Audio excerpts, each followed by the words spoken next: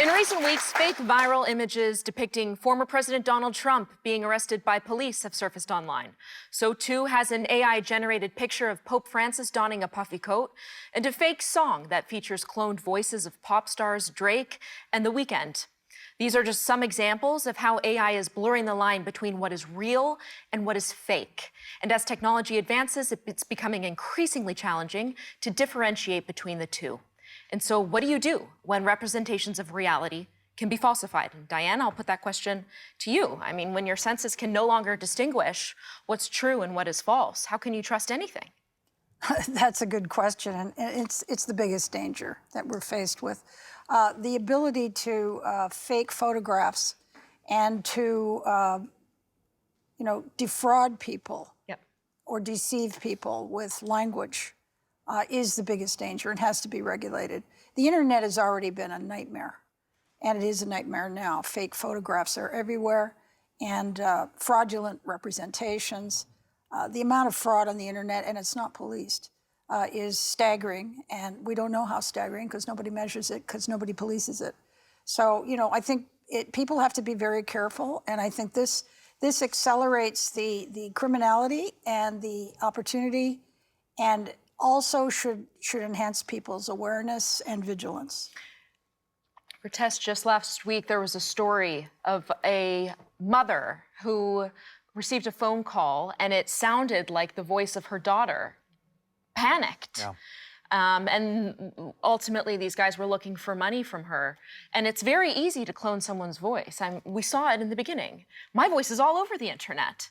All they need to know is how to contact my husband or my mother or father, and they could do some pretty serious damage. I mean, imagine the proliferation of this. Yeah, and that's definitely the big issue, just the ease of it as well. When you actually want to take someone's voice or little clips of their voice and then be able to just take a bunch of text and say, generate this. But what can be done? So there's a couple components to this. The first one is, I think there's a responsibility on the developers themselves. The people that are developing these types of tools need to be held accountable to ensure that these AI tools do not get weaponized against populations. I think secondly is, if you're an app store or you're where these apps are being downloaded and you see that this company does not just lets you use that app for whatever reason you want and you can use it for nefarious purposes, they need to be held accountable. And then there's this other component of it as well, and that is education. We need to educate members of the public. The example that you gave, those scams have been continuously morphing based on how technology is evolving. We first saw it with what we call phone spoofing, where you could call somebody with somebody else's phone number, making it more believable. Now you're adding this element of voice. The latest one is, Grandma, I am in a police station, please wire me this money. So there's a sense of urgency, but that's where education comes in, the ability to hit pause, because some of these high-tech problems have really low-tech solutions. Criminality is always running ahead of the law. And we have an opportunity because we see the threat. We have the opportunity to actually legislate ahead of the danger, but no politician's going to run on it because they don't get money from donors for it, and they don't see a constituency for it, even though it's something we can address now. Listen, tech has never been under control. Section 230 in the United States has exempted all of the social media that we're bombarded with, which includes hate, inaccuracies, fraud.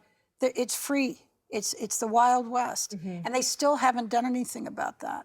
And that has affected democracy, and that has affected lives and businesses. So they've got to get their hands around that first. That's the first generation of problem.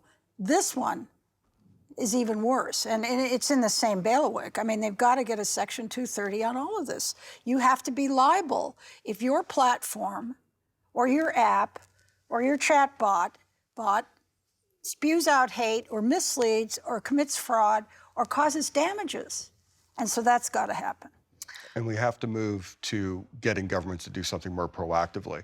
Because left to their own devices, all these platforms only care about what costs them money. Right now, Instagram is censoring art all across the board, even though it's within its community guidelines, because they know full well if artistic nudity is allowed on their platform, we won't be able to launch in China or the Middle East as well as we'd like to. So they're driven by money, not by doing the right thing. All right, quick break. We'll pick this up on the other side. Don't go away.